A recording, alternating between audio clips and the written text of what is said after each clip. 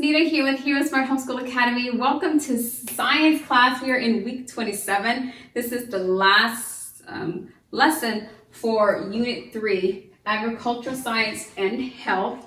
So starting next week, we'll move right into the fourth and final units of the science workbook, which is Computer Science and Safety.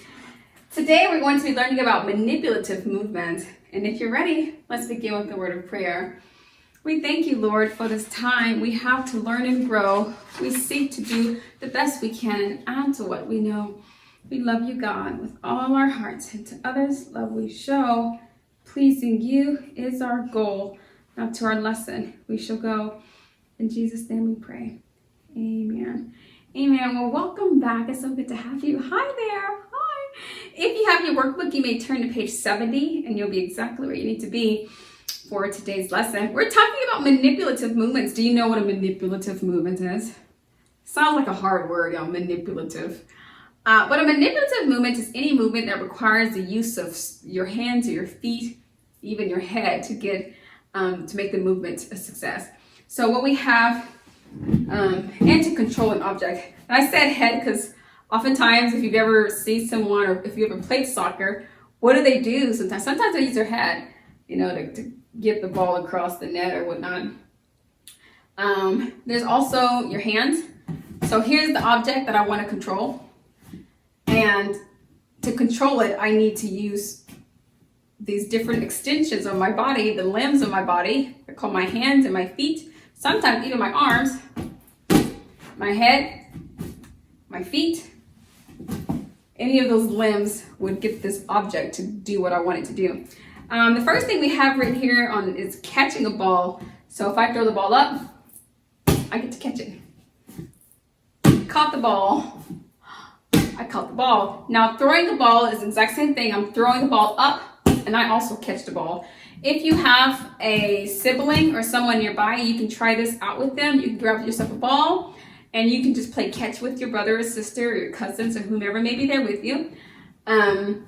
So to catch the ball is that. To throw the ball, you can throw it to your neighbor, throw it across. Whee! Yay, and you've just successfully thrown the ball. There's also the other movement called kicking. Now to kick the ball, you take the ball and keep it on the ground and kick the ball. You wouldn't be able to see the ball if I put it on the ground, so I'm going to toss the ball up and then kick it. Are you ready? Let's see if I can do this. I'm going to kick the ball and, yep, did it. Praise God. So we kick the ball. That's another manipulative movement. Why is it called manipulative movement? Because you're manipulating this object. Manipulating means you're just trying to make it do what you want it to do. And the object today is the ball. It doesn't always have to be a ball. It could be anything, maybe a football, or it could be, sometimes I see children throwing, something else up in the air. Maybe it's your crayon, or hey, I'm catching the crayon. Anything you're trying to manipulate. The final thing here on the worksheet is writing with a pencil or coloring with crayons. What are you trying to do? You're trying to make the object in your hand do what you want it to do. You're saying, I'm going to draw this picture with this pencil, and who's in control of that picture? Your pencil or your hand? Well, your hand is. So you're controlling the object in your hand, much like I'm controlling the object in my hand. So those are manipulative movements. I would encourage you to continue giving some of these movements a practice in your home. You can work through all of them: throwing, catching, kicking, and even writing or coloring. Those would be great skills to refine and to master. Thank you so much for coming to class today and for being a part of today's lesson. Until next time, God bless.